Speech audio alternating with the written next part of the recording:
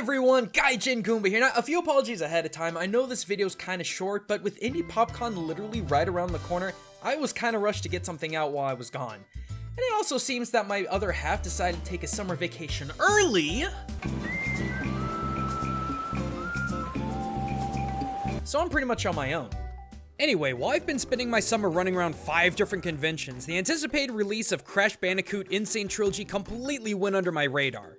Now, I hope my hardcore Sony fans will understand that growing up I had to make a choice between Sega, Nintendo, or PlayStation. My family couldn't afford all 3. So for the sake of the ever-popular Italian plumber, I had to forego the Sony side of the mascot wars. But looking back on the Crash series now in its glorious high def, I feel like I missed out on a lot. The designs were charming, the humor was lighthearted and clever, and even for the first Crash game, the platforming was really solid. Apparently though, being good at platforming these days is an achievement worthy of the halls of freaking Valhalla. Aside from all that though, as someone who suffers from theorist fever, I can't help but look at the world of Crash Bandicoot under its HD lens and not completely speculate the cultural origins of it. Yeah, even something as zany and crazy as this has some back history to it. Now, I understand that there's a lot of talk from characters like Aku and Uka Uka about voodoo magics and such, which has more of a historical origin in Africa and the West Indies. However, everything this game revolves around is 100% Polynesian. I mean, for crying out loud, N Sane-ly Island itself was said to be southeast of Australia near Tasmania. Granted, that's the far western rim of Polynesia, but regardless, minus the Frankenstein levels of science from Cortex, Crash's entire world completely revolves around Polynesia. Case in point, let's talk about Crash himself. Unbeknownst to me in my childhood, Bandicoots are actually a thing. They make up about 20 different small to medium species of marsupials, critters such as the eastern barred bandicoot or the southern brown bandicoot. But given Crash's orange base and brownish black highlights, he's likely a desert or orange-backed bandicoot, a now extinct native of Australia who is said to have died out in 1943. Also, fun fact, like other marsupials, bandicoots have bifurcated genitalia, which is probably going to make the rapid influx of Rule 34 a lot more unsettling than it already is. Anyway, all that aside, as far as characteristics goes, Crash is pretty dang accurate to his Polynesian heritage. Granted, he's technically Australian, which isn't a part of Polynesia, but theoretically it's pretty believable that one of Australia's native creatures would live in a fictional island just south of it. Next, let's talk about 2 other main characters of the game, Aku and Uka Uka. Both of these two were not only once powerful human magicians, but also twin brothers. Unfortunately, Uka Uka, the younger of the two, abused his powers and threatened the Earth, and it was up to Aku to battle and seal away his evil older brother.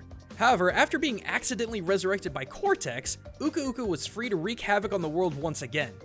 Now, I know there's a lot of talk about these two being voodoo practitioners, but voodoo was a concept taken from Africa and migrated to Haiti and the Caribbean, which is in the Atlantic, not the Pacific. But that doesn't mean Polynesia didn't have its own mystics. The powerful kahunas were the ones that helped guide the people of Polynesia in the way of the spirits. The word kahuna is a combination of 2 words. Kahu meaning caretaker and huna meaning secret, which is exactly what these men and women specialized in. Kahunas were prophets, leaders, wise men, expert craftsmen, and sometimes practitioners of dark arts such as sending spirits to cause sickness and death. Considering the above, it would make sense for both Aku and Uka Uka to be powerful kahunas. Aku choosing the path similar to the benevolent Lapa'au kahuna specializing in healing and protection, and Uka Uka choosing the path similar to the Ho'o Una kahuna specializing in creating harm. Also, my sincerest apologies for my pronunciations, I am terrible with Polynesian languages. But why masks, you might be asking? Why would these 2 powerful mystics be reincarnated as these long wood masks of all things? Well, because that actually makes more cultural sense than anything else if Crash Bandicoot truly is based on Polynesia. Before they were popularized by summer getaway bars and backyard luau's, Tiki masks were powerful artifacts used to invoke the power of the gods themselves. In most cases, they were used as a stand-in for the deity whose image they borrowed.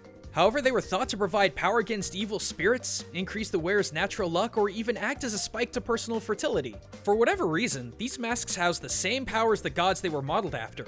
Knowing this in the backstories of Aku and Uka Uka, doesn't it make sense for these 2 incredibly powerful beings to be reincarnated in their respective masks?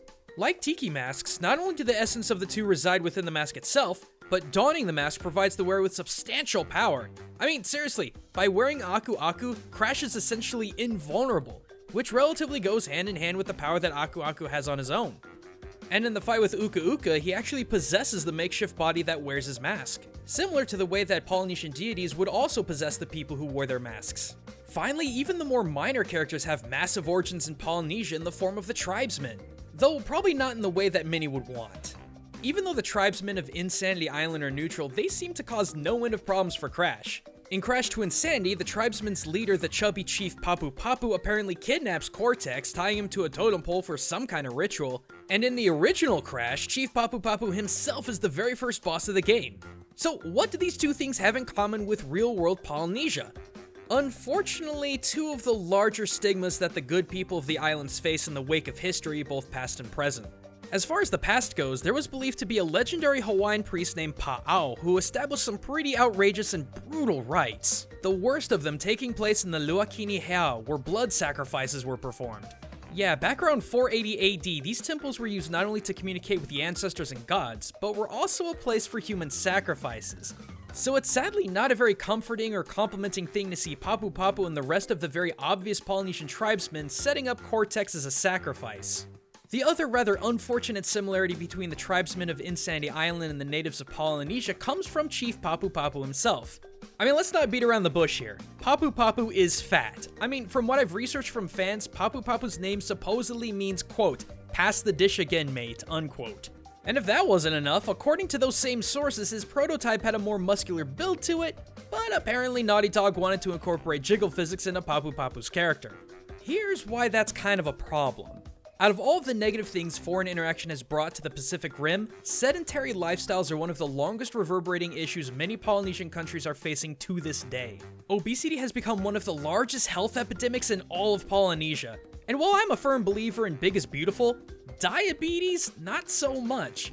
I mean, this is one of the reasons why design choices like King Hippo and Moana's Maui were so touchy. It's a pretty hefty problem that can easily lead to a multinational health risk. But for better or worse, Crash Bandicoot, a game about anthropomorphized marsupials, over-exaggerated evil geniuses, and all-powerful sentient Tiki masks really do have a lot more in common with its Polynesian inspiration than I originally gave it credit for. So while you're out there busting boxes and collecting power crystals, remember that something even as insane as Crash has amazing real-world inspirations. But thanks for watching, everyone! And like I said before, I hope to see a bunch of you out at Indie PopCon.